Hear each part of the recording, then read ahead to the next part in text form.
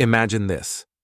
A convoy of black, bulletproof limousines snakes its way through a heavily guarded street. Hundreds of elite security personnel, armed to the teeth, scan every rooftop, every alley. Military helicopters hover above. Hidden snipers lock their sights on any suspicious movement. Now picture this, a shadowy figure stepping out, surrounded by an impenetrable wall of guards. Their very presence demands unparalleled protection. Who is this person? Vladimir Putin? Kim Jong-un? In today's video, we'll peel back the curtain on the secretive worlds of these two leaders. Who invests more in their personal safety? And why? Prepare for shocking revelations as we unravel layers of secrecy, technology, and paranoia. To understand why Putin and Kim Jong-un spend millions on security, we must first grasp what's at stake. These men aren't just leaders. They are symbols of power, survival, and fear. For Vladimir Putin, a man who has ruled Russia for over 2 decades, Putin's security needs are steeped in his complex relationships with oligarchs, political rivals, and the West. With countless assassination attempts and a history of adversarial relationships, his survival is critical not just for himself, but for maintaining control over a global superpower. For Kim Jong-un, the leader of North Korea, Kim Jong-un, sits atop a regime that thrives on propaganda and absolute control. His paranoia is rooted in decades of familial power struggles, external threats, and the constant fear of a coup or foreign intervention. His survival is the survival of the regime itself. Both men are not just heads of state. They are, in their own countries, almost mythological figures. Losing them would unravel their entire systems of governance. Let's delve into the numbers and strategies behind their immense security apparatuses. Putin's security. Personal Guard, Putin's Presidential Security Service, PSS, is rumored to have over 50,000 personnel. A highly trained elite unit, the PSS ensures that Putin is protected at all times, even in seemingly harmless situations. Advanced technology. Putin's vehicles are equipped with state-of-the-art defense systems, including bomb-proof exteriors, encrypted communication devices, and even air filtration systems to counter biological attacks. Layered protection. When Putin appears in public, the security strategy involves multiple concentric circles of protection. The outermost layer, often disguised as civilians, keeps watch from a distance. The inner layers tighten as one moves closer to the leader. Cost. Conservative estimates suggest Russia spends upwards of $1 billion annually on Putin's personal security. Kim Jong-un's security.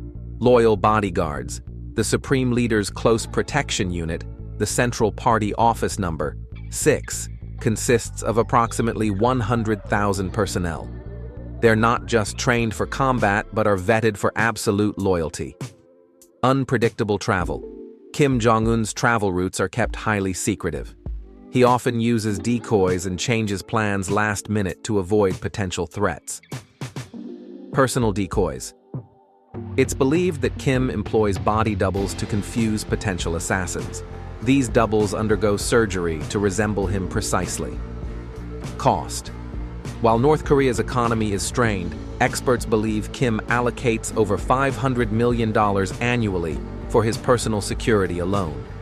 In a country where most citizens live in poverty, this disparity is staggering. Is this immense security justified, or does it stem from paranoia? Putin.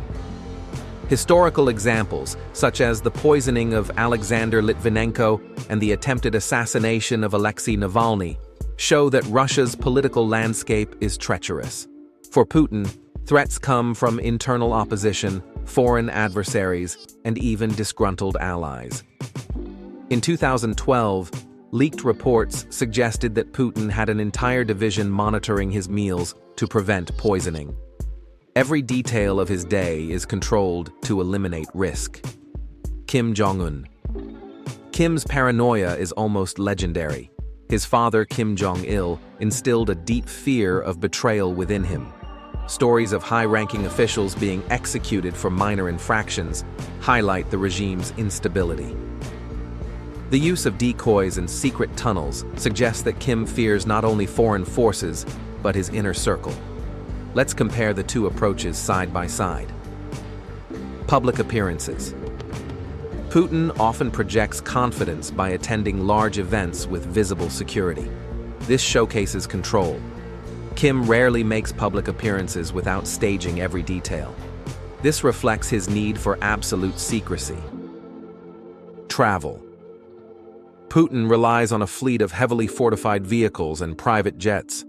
Kim uses his famous armored train, which travels at a slow pace but is nearly indestructible. Cost versus impact. Putin's security budget is larger, but the Russian economy can absorb it. For Kim, every dollar spent on security is a dollar taken from his struggling nation. What we see is just the surface. The true depths of their security lie in psychological warfare and propaganda. Propaganda as security. Both leaders use propaganda to instill fear and reverence. For Putin, portraying himself as a strongman discourages threats. For Kim, portraying himself as a godlike figure deters dissent.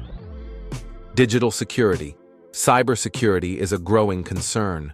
Both leaders have dedicated teams to prevent hacking attempts and protect sensitive information. Family protection. Kim's family is kept under strict security. Even their whereabouts are often unknown. Putin, meanwhile, has gone to great lengths to keep his daughters out of the public eye. What happens when security fails? There are some chilling examples. In 2017, Kim Jong-un's half-brother, Kim Jong-nam, was assassinated in a Malaysian airport. The brazen use of a nerve agent shocked the world and highlighted the lengths Kim will go to eliminate perceived threats. In contrast, several high-profile Russian officials have mysteriously died under suspicious circumstances, underscoring the risks within Putin's orbit. So, who spends more on security?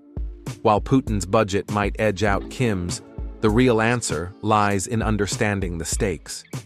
For Putin, security is about maintaining power in a global superpower. For Kim, it's about survival in a fragile dictatorship. Both live in worlds where a single mistake could mean death, and their security strategies reflect the precarious nature of their positions. But here's the chilling question: is all this security enough?